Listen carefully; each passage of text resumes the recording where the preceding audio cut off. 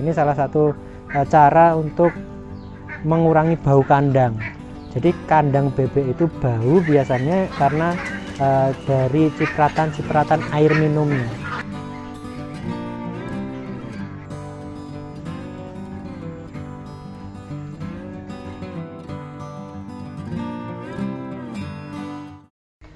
Assalamualaikum warahmatullahi wabarakatuh, sobat-sobat ternak semua. Alhamdulillah bertemu lagi dengan saya Bayu Widianto ya dari Ternak Mulia Farm Blitar. Video kali ini kita akan membahas tentang kandang bebek. Jadi mulai dari desainnya, kemudian bahan-bahan yang digunakan yang efisien, murah, efisien, awet dan lain sebagainya, termasuk juga instalasi air minum agar kandang bebek itu tetap kering, tidak becek sehingga tidak menimbulkan bau.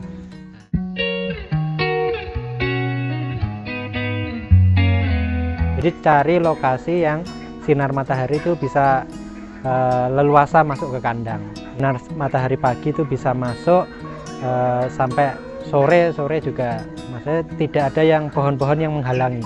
Itu salah satu tips untuk mencari lokasi.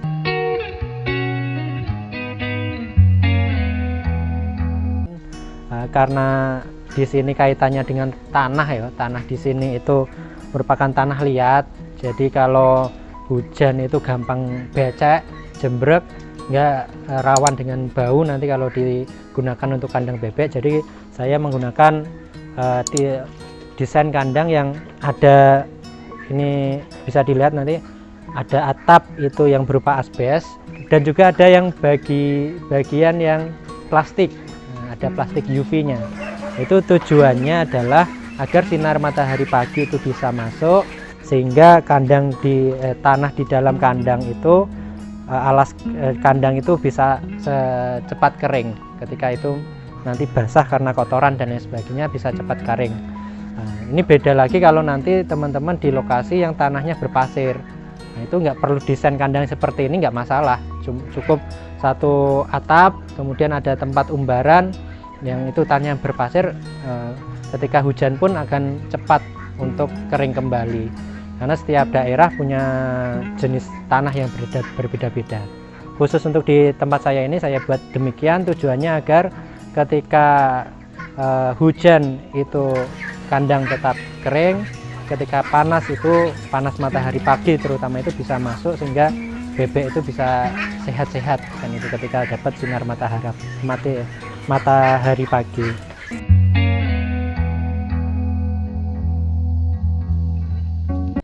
Kemudian untuk bahan-bahan kandang, jadi kalau bisa kita pilih bahan-bahan yang sekiranya ada di sekitar kita ya.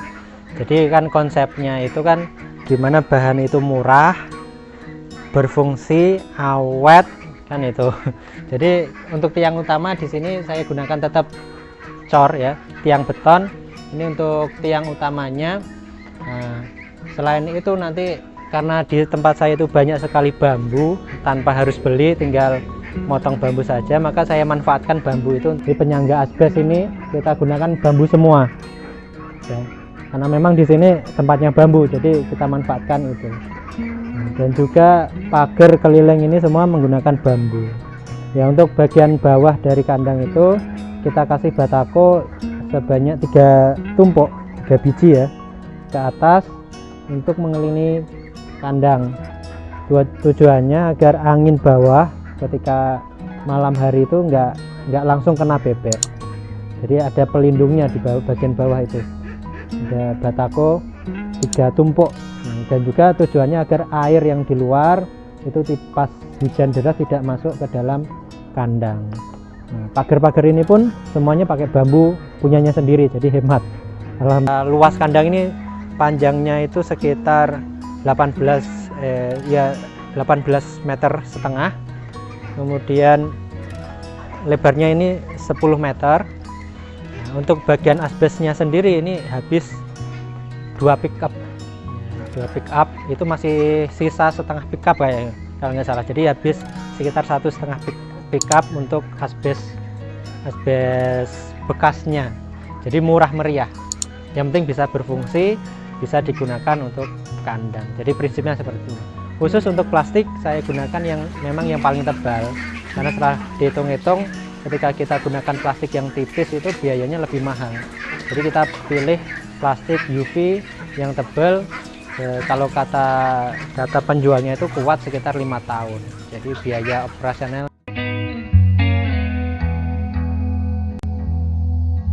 Kemudian untuk bagian bawah dari kandang ini saya gunakan batako.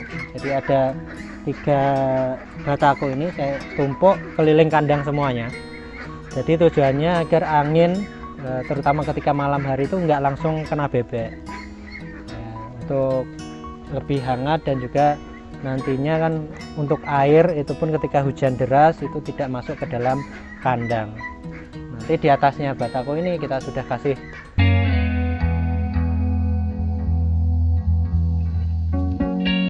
ya. Selanjutnya kita ada tandon air di sini ya, di dalam kandang ini. Selain tandon air utama ada di luar kandang, kita juga gunakan tandon air di dalam kandang ini. Gunanya adalah untuk mengurangi tekanan juga dari tandon yang air yang utama itu, karena tekanannya terlalu tinggi. Untuk nipple, untuk tempat minumnya bebek kita menggunakan nipple teman-teman semua ya. Nipple ini khusus untuk bebek, bisa dibeli di poultry shop ataupun di toko online juga banyak tersedia. Kemudian kita gunakan juga mangkokan ini, jadi biar bebek lebih marem istilah ya kalau saya lihat itu. Jadi untuk 50 ekor kita sediakan 4 nipple, insya Allah sudah cukup untuk 50 ekor. Kemudian di bawahnya nipple ini kita buat septic tank. Ini salah satu cara untuk mengurangi bau kandang. Jadi kandang bebek itu bau biasanya karena dari cipratan-cipratan air minumnya, sehingga menjadi kandang itu becek, bau itu pasti. Makanya kita siasati dengan buat septic tank. Ini sederhana, dalamnya cuma 1 meter, dalam 1 meter, lebarnya 1 meter, kemudian panjangnya 1,5 ini. Kita bagi untuk 2 sekatan sudah cukup. Alhamdulillah ini.